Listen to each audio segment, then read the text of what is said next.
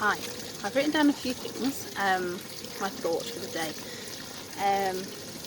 It was while I was looking around the pond this morning, Tessa and Mal showed me I've got 4 young frogs in there, and a fair few newts we saw as well actually.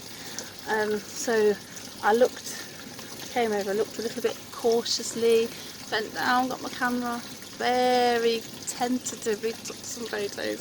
Something moved, I jumped, I moved away. And the kids actually find it hilarious how jumpy I am when I'm near the pond, near frogs, because they know I don't like frogs. They know I don't like things like that, especially frogs, because they jump and I just don't know what they're going to do, I don't know where they're going to go, and they definitely take advantage of that. I really don't like frogs because they can jump at any moment, they can land on your feet, no matter feet go off. And I'm sitting near the pond now, so if anything moves, you see me jump, you'll know why something's moved. I'm not keen on newts a lot, but they stay in the water at least, so that's good. And I don't like them, but I can appreciate them. I had to have a little look, all the nice little markings on them, and they're so tiny. These are very young ones, and they're really quite cute when they're that big, as long as they stay still and in the water. So I can appreciate them. I don't like them, I can appreciate them. If they move, and especially in my direction, it's unlikely my feet will stay on the ground. And if it's big, I'm not going to stay around for very long. But it was a little bit later when I waited for my laptop to load for ages to write another puppet thing for you. It occurred to me that there's a bit of a lesson in this. You don't have to like something to appreciate it. I don't like frogs, but I can appreciate them, and they have uniqueness, their qualities, their uses, the intricacies that God's put into them. It got me thinking that this is much like the situation we find ourselves in at the moment. Actually, we may not like the lockdown. Certainly the reason that we're in lockdown has got nothing to like at all, but the response to the pandemic is lockdown, and that's where we find ourselves. For those of us staying at home, not key workers, we suddenly find ourselves inside or confines of our garden anyway. Either alone or with the same people day in, day out. You may not like it, but there is plenty to appreciate in the situation. God says in Psalm 46:10, sorry, the wind's blowing, be still. Sorry, really bad at it. No, that's the first thing that the verse says, be still. Usually we're rushing around with work, we're rushing around with the school run, shopping, house, keeping house, things like that. Hold on, sorry, I've lost where I am now. Meeting with friends and family, trying to fit everybody in so nobody gets upset, that we've not seen them this week or something.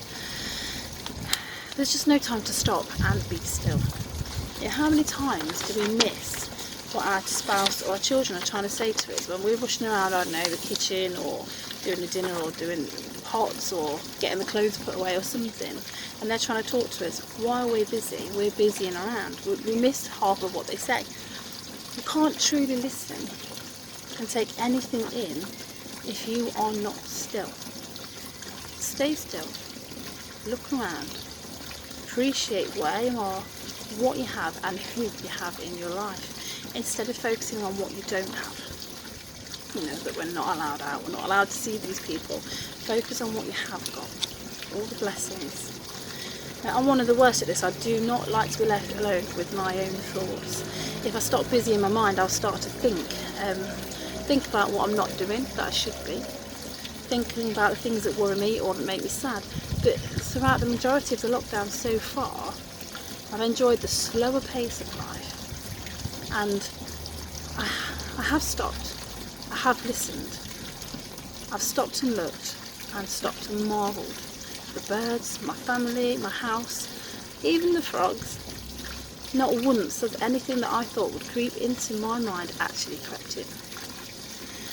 The next part of Psalm 46:10 says, and know that I am God. So the full verse, be still and know that I am God. We can't do this unless we're still. If we're too busy to listen properly, We will miss the things in life that God shows us. Let me say that again, properly, sorry. If we're too busy to listen properly, we will miss the things in life that show God to us. We will miss the blessings He's put on our household, whether that's a family surrounding us, a paid mortgage, a cosy chair for quiet times, full cupboards, or a space to entertain our friends when we're allowed. It's all a blessing from God. If we're still and marvel at nature, we will realise that God looks after all things in nature. They're fed and clothed, therefore how much more will He feed and clothe us? If we take time to be still and appreciate frogs or other things we may not like, we will realise that God does like them. It doesn't matter that we don't. He gave them a purpose. He knows why they're here and He will provide for them. If we ponder long enough, we'll see that when we don't feel we belong to God. When we don't think we fit in, God knows your purpose. He knows where you fit in. When we're not sure where the next meal is coming from, God knows. He knows you will be fed. When we don't feel liked, God likes us. Not only that, God loves us. These are the only things that matter. These are the things I found by being still. You know, you'll find something totally different if you be still and know that He is God. When you be still, have a look in your surroundings, your household, and you will see and you will know that He is God in the ways that He shows to you. So stop, be still, and know that He is God. Have a lovely day. Bye bye for now.